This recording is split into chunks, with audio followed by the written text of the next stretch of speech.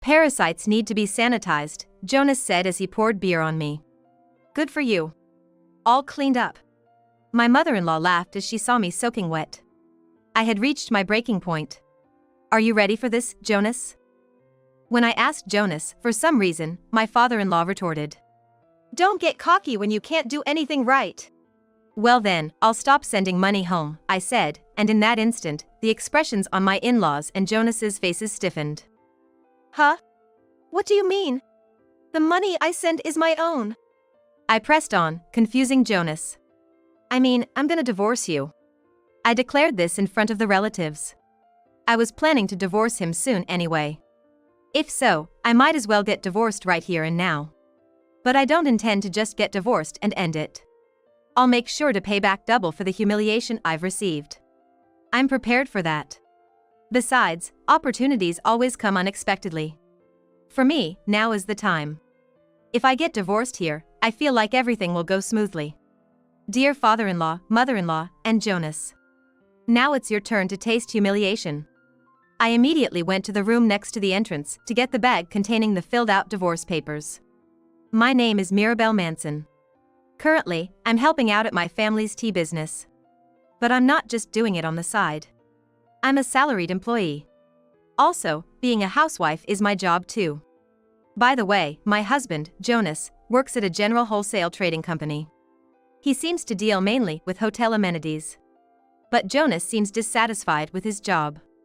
I could have been the boss by now. Jonas sometimes complains like that. There's a reason for that. Actually, Jonas's family used to run a hotel. However, that hotel went bankrupt years ago. Even now, in his mid-40s, Jonas might not have given up on the dream of running a hotel. On the other hand, my in-laws retired following the hotel's bankruptcy. I wonder who Jonas got his stubbornness from? He's not at the age to be dreaming anymore. I've started to think like that now that I'm 40. That aside, it's not easy just because the in-laws have retired. Because they rely entirely on us. They're unemployed, so their only income is their pension.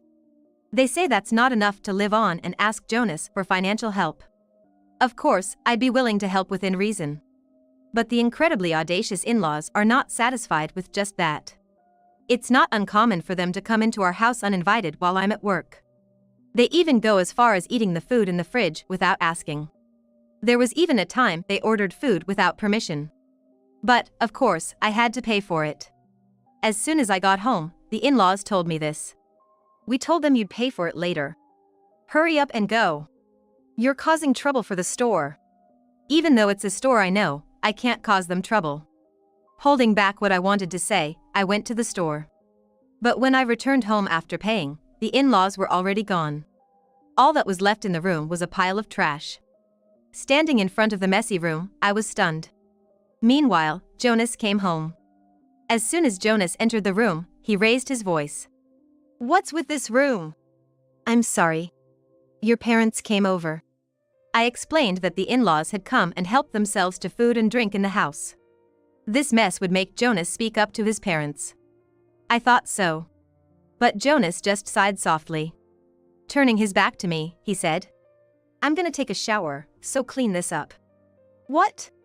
Isn't there something else you should say? Jonas turned back at my words. He sighed again and continued. Look, dealing with my parents is also part of a wife's job, right? A wife's job, but they're your parents. I'm tired from work. Don't compare me with a woman who just helps out at her family's business. With that, Jonas quickly left the room. All I could do was stand there in shock.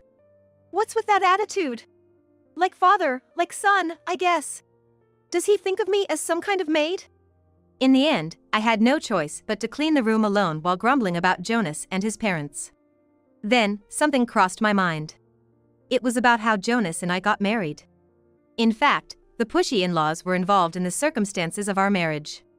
It all started when I was in my senior year of high school. While I was tending the tea shop, a woman appeared. A well-dressed woman in traditional attire. However, she had a frown on her face. Can I help you with something? As I spoke, the woman approached. After looking around the shop, she turned her gaze to me. Are you a part-time worker? I needed to talk about the next delivery. No, I'm the daughter of the owner. My father is out on an errand. I see. Well, then, please pass on the message. We're going to stop doing business with your family. The woman said that with a snide smile. That was my first encounter with my mother-in-law. Canceling the deal? What do you mean? It's none of your business. Adult circumstances. But, be quiet. You just do as you're told. My mother-in-law raised her voice. Then my father returned home. Oh, this is Mrs. Manson. What can I do for you? Good timing. Actually. Quickly grasping the situation, my father invited my mother-in-law inside. Then he ordered me to serve some high-quality tea. Is that rude customer really that important? Grumbling, I prepared the tea. I found out later that my mother-in-law was one of our valued customers. When her parents were running the hotel, our store's local premium tea was served there. In other words, just supplying tea to the hotel was quite profitable for us. So, you can imagine how panicked my father must have been when the deal was about to be cancelled. After my mother-in-law left, my father had a talk with me. Hey, Mirabelle. Would you consider going on a date? With whom? With the son who's set to inherit a nearby resort. This was what my father explained. My mother-in-law had proposed terminating the contract. It's a time when every business is thinking about cutting costs, so that's understandable. But losing the contract with the hotel would be a big blow to our tea shop. So, my mother-in-law made a proposal. It was an arranged date. She was looking for a bride for Jonas, the heir. If I married Jonas, they would continue the business with us. Of course, my father immediately refused. But my mother-in-law made this snide remark. Our hotel has a more stable future than your small tea shop. At that time, the hotel was doing well. It had many repeat customers and might have been thriving. I knew the hotel was prosperous. But my father must have understood it better. Concerned about my future, my father told my mother-in-law that he would talk to his daughter. So, meeting him would be fine, right? Is that okay, Mirabelle? I'm still in high school, and whether I'll marry him is another matter. But it's common to have arranged meetings with business associates. It wasn't unusual to be introduced to a potential marriage partner through business connections. I was a high school student at the time. I wasn't a child anymore, and I knew that much. Of course, I didn't like my mother-in-law's approach. Using the contract as leverage was downright unscrupulous. But just having the arranged meeting might make them reconsider the business deal.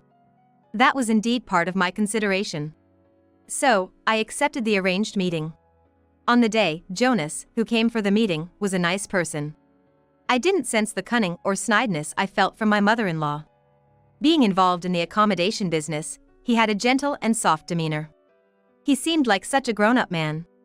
That's what I, still a high school student, mistakenly thought. So after graduating high school, I married Jonas. But it turned out to be a huge mistake. As soon as we got married, Jonas changed completely. You're going to be the manager someday, so do your job exactly as my mom says. But if I do everything your mom says, I can't get any housework done. Figure it out. That's what it means to be the wife of a future owner. Told by Jonas, I ended up being saddled with all sorts of chores at the hotel. Moreover, I wasn't allowed a single day off, and it was all for no pay. Huh? It's only natural for a daughter-in-law to help with the family business. Why do you need money? I don't have time for housework, so I thought about using a service. Don't be ridiculous. I never skimped on housework or my job. My mother-in-law just scolded me, leaving no room for discussion. I had no choice but to endure. Then one day, I happened to overhear my in-laws talking. I was returning to the office to take a break. Just as I was about to open the door, I heard my in-laws' voices from inside. This is bad. We'll go bankrupt at this rate. Isn't there somewhere we can get a loan? It felt awkward to enter right then. At that moment, the door suddenly opened, and my mother-in-law peeked out. What's up, Mirabelle? Oh! I was at a loss for words. Suddenly, my mother-in-law looked behind me. Hey! You shouldn't be here. I'm sorry. A child's voice responded. Turning around, I saw a middle school-aged girl.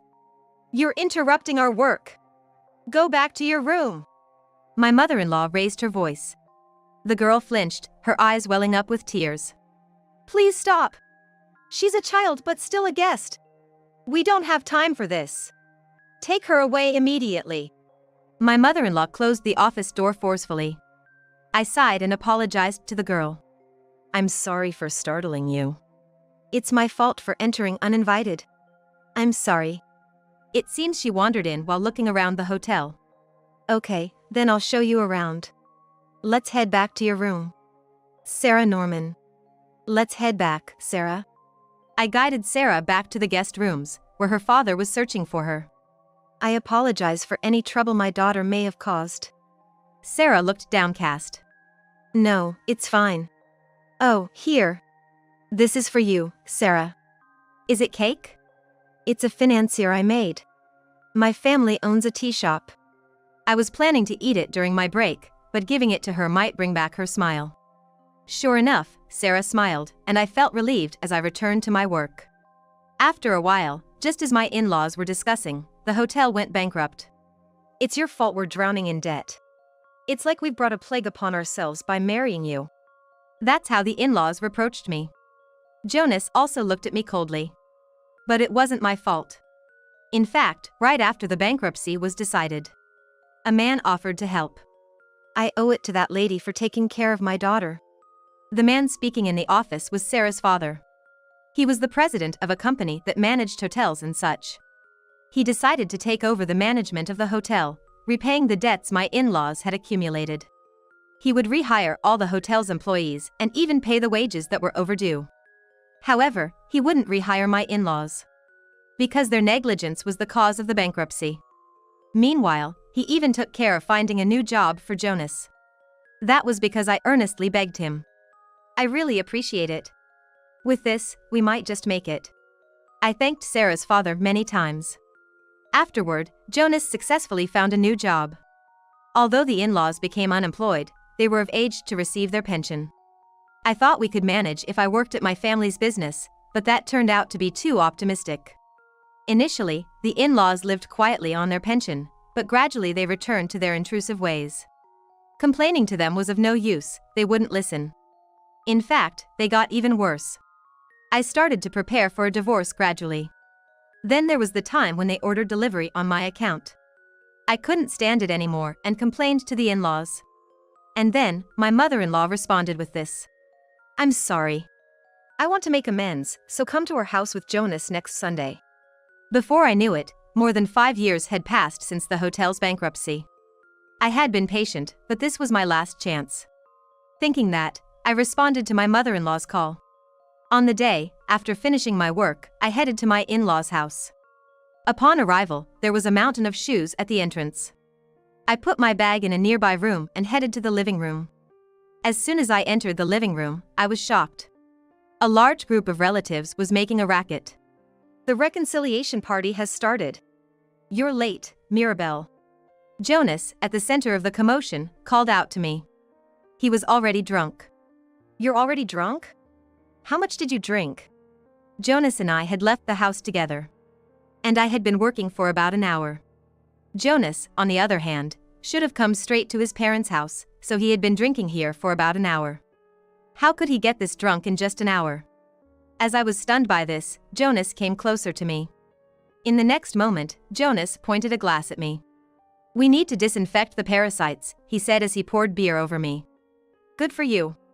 All cleaned up. My mother-in-law laughed as she saw me soaking wet. I had reached my breaking point. Are you ready for this, Jonas? When I asked Jonas, for some reason, my father-in-law retorted. Don't get cocky when you can't do anything right. Well then, I'll stop sending money home, I said, and in that instant, the expressions on my in-laws and Jonas's faces stiffened. Huh? What do you mean? The money I send is my own. I pressed on, confusing Jonas. I mean, I'm gonna divorce you. I declared this in front of the relatives. I was planning to divorce him soon anyway. If so, I might as well get divorced right here and now. But I don't intend to just get divorced and end it. I'll make sure to pay back double for the humiliation I've received.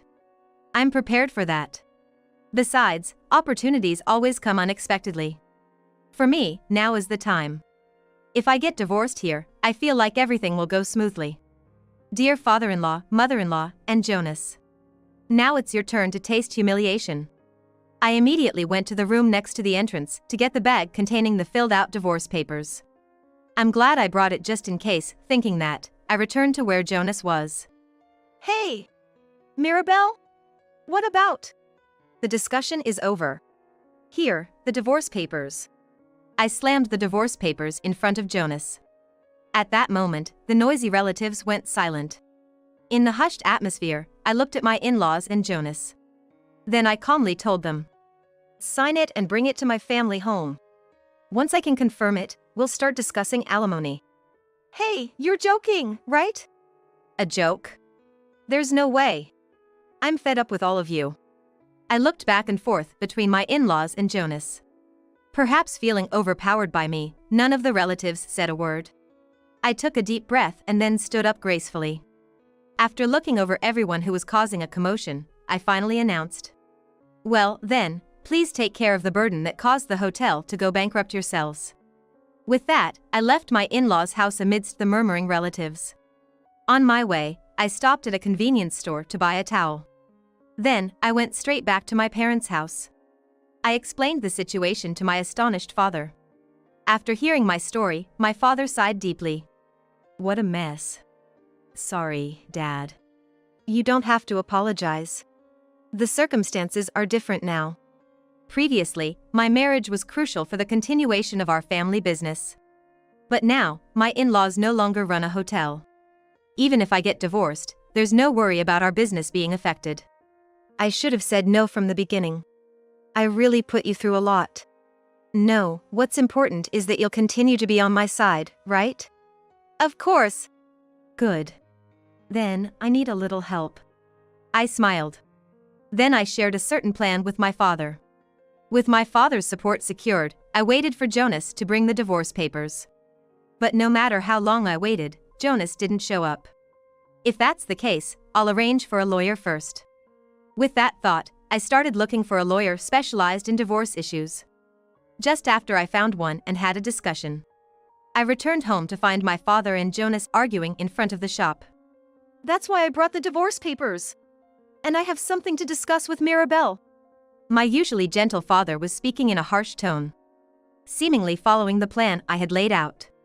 Grinning, I approached Jonas. I called out to him from behind. So, you finally brought the divorce papers. I was getting tired of waiting. Mirabelle! Where have you been? It doesn't matter where I was. Do you have the divorce papers? As I reached out my hand, Jonas, turning away, handed me a brown envelope. I quickly checked the contents. Inside was the signed divorce papers. Just so you know, we'll handle the alimony through my lawyer. I was about to say. Jonas looked at me intently and reached out his hand. What? Don't play dumb. The bank card, hand it over. The bank card? As I tilted my head, Jonas raised his voice. It's the card for my account, the one where my allowance is deposited. I don't have it, though. Don't lie. Who else would use it? Jonas's loud voice made even passers-by turn their heads. Feeling embarrassed, I let Jonas into the house. We moved to the living room to continue our conversation. Here's what Jonas had to say. After I left the house, Jonas, in a drunken state, signed the divorce papers. But once he sobered up, he began to feel anxious. There was no infidelity or such faults on his part, but splashing beer on me in a bad joke wasn't a good move. He didn't think that a loan would lead to the breakdown of our marriage, but he was sure a lawyer would pursue it. And if it came to that, it would be somewhat disadvantageous for him. In addition, various other procedures would arise. The expenses would increase, and it would just be a hassle. So he was trying somehow to make me reconsider the divorce. That's when, while trying to come up with various schemes, he noticed at a store that the card he pulled from his wallet wasn't working. The card was a debit card, which directly withdraws from the account. Finding it strange, Jonas checked his account and realized it was empty. This has never happened before. You must have stolen it in spite of deciding on the divorce. I don't know what you're talking about. But I started to say when Jonas slammed the table. If you're going to play these games, I won't pay a penny in alimony. I grimaced instinctively. Then Jonas raised his voice even more. If you want, we can take this to court. How about I sue you for theft since we're getting divorced? Listen. What now? I really don't have your cash card. I just did what I said I would, I explained, causing Jonas to frown. After thinking for a bit, he asked me again. What are you talking about? The allowance. I told you I was going to stop it, remember? And? Jonas looked utterly confused. I couldn't help but think how clueless he was and spelled it out for him. The allowance I mentioned includes you, too. What? An allowance for me? Jonas asked back with a dumbfounded expression. The story goes back to right after the hotel went bankrupt. The in-laws became unemployed, and Jonas found a new job. However, the salary for Jonas, who was hired midway through his career, wasn't much. On top of that, we had to send money to the unemployed in-laws. So, I started working at my family's tea shop. Of course, as a full-time employee. I added the money I received from Jonas as an allowance to the money I sent to my in-laws as their allowance. Afterward, what remained of Jonas's salary became our living expenses. However, this meant Jonas's allowance was inevitably short. Having grown up as the pampered son of a manager, Jonas was quite reckless with money. So, I was covering Jonas's allowance with my salary. Then, where does my salary go? It went to this month's living expenses. We broke up before I could transfer your allowance. I hadn't transferred the allowance. That's why Jonas's card wasn't working. What about my allowance going forward? If you budget well, you should manage, right? No way! Jonas crumbled down. I smiled at him mischievously, holding up the divorce papers. I've got the signed divorce papers now, so it's too late to not go through with it, I said in a gentle voice. Okay. Eventually, Jonas left, shoulders slumped. After a while, I received numerous calls from my in-laws. I answered a few times, but both my mother-in-law and father-in-law kept repeating the same thing. Do you intend to repay kindness with ingratitude? What are you talking about? Have you forgotten? How we helped your family's tea shop. Indeed, it might be said that my family's shop was saved from bankruptcy because the contract with the hotel continued. But that hotel went bankrupt a few years after I got married. So, it was just that level of a contract. In short, it's uncertain whether my family's tea shop would have gone bankrupt without the hotel's contract. Moreover, they were likely planning to drive the tea shop to bankruptcy depending on my response. Now that they've brought this up, all I can say is that it puts me in a difficult position. Besides, I believe I've repaid that favor with my unpaid work, including the subsequent support. That's why I declared to my mother-in-law. Anyway, we're divorced now, so no matter what you say, I won't be sending any more money. You'll remember this. With those words as her last, she hung up the phone with a click. Since then, there have been no more calls from my in-laws. This settles it. Now I just need to push Jonas a bit further, I thought, smirking as I awaited the right moment. Meanwhile, I proceeded with the divorce formalities. To avoid meeting Jonas directly, I had a lawyer handle the alimony discussions. Surprisingly, the process went smoothly. Apparently because Jonas was quite downcast. But I wasn't about to forgive him just for this. How did he manage to arrange the money? It seemed he borrowed from someone, but that was no longer my concern. As the day I had eagerly awaited arrived, I headed to Jonas's workplace, feeling jittery. As the day I had eagerly awaited arrived, I headed to a place. It was Jonas's workplace, feeling jittery. While I was talking at the reception, Jonas came out. Seeing me, he raised his voice. What are you doing here, Mirabelle? I've got some business to attend to. Are you still planning to cause me trouble? Ignoring everyone around, Jonas continued to shout. Having you here is just a nuisance in such a big company. You're better suited to a poor, small tea shop. He hurled those words at me. I just listened in silence. Employees around us started to calm Jonas down. But then, Jonas began saying this to everyone around. This woman is my ex-wife, a bringer of bad luck. Because of her, my family's hotel went bankrupt. If she stays here, this company will go bankrupt too. She should be kicked out immediately. That's how shamelessly Jonas was spreading the word. As I wondered what to do, a loud voice echoed. What's all this commotion about? My ex-wife came here to disrupt our business. I'll send her away right now. Jonas cowered. Ex-wife? The man called manager turned his gaze towards me. You're already here, Ms. Evans? Evans is my maiden name. After divorcing Jonas, I had reverted to my maiden name. I was called here, but this treatment is a bit. I showed my displeasure. Immediately, Manager West's expression changed. He turned back to Jonas, beginning to scold him fiercely. Hey, Manson! Enough is enough. How dare you treat an important guest like this? Guest? But she's my ex-wife. She's an important client. Client? The tea shop lady? Jonas was dumbfounded. Manager dragged him away somewhere. A few minutes later, Jonas returned with a pale face. Manager West was also there. You're a company executive, what's that all about? It seemed Jonas had finally grasped the situation. Actually, I was there for a business discussion with Jonas's company. My company deals with antibacterial materials made using catechins, like towels, among other things. We also sell sweets made with tea. I came for discussions related to these products. Jonas's company had shown interest in antibacterial towels. They were planning to use them as amenities in hotels they supply. When did you start a company? Right after the hotel went bankrupt. When I started placing my homemade sweets in the shop. After the hotel's bankruptcy, I began efforts to increase my family's shop sales. One of these efforts was diversifying our products, including tea-related items. The first was my homemade sweets. Initially, it was more for promotion than as a product. But they became unexpectedly popular, and a woman suggested commercializing them. That led to starting the confectionery business, which became a hit as a souvenir. Then I ventured into further product development, utilizing the catechins found in tea. While similar products were already on the market, having connections from my time working at the hotel gave me an edge. Similar products were already on the market. However, I had connections from my time working at the hotel, which gave me an edge. I thought there might be demand for these as amenities.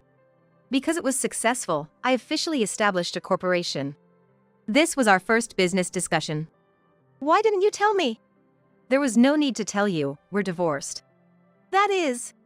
Well, good luck with your work, I said to Jonas and headed to the company's reception room with Manager West. Afterward, the business discussion with Manager West concluded successfully.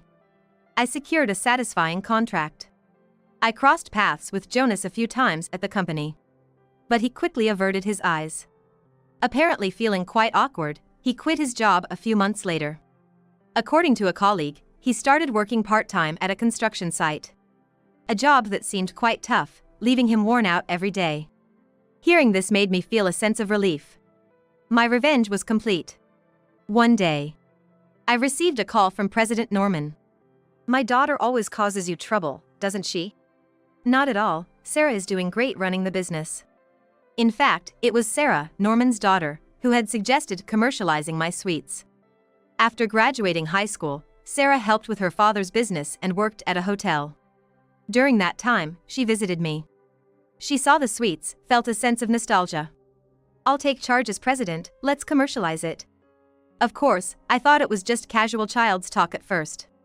But Sarah wasn't a child anymore.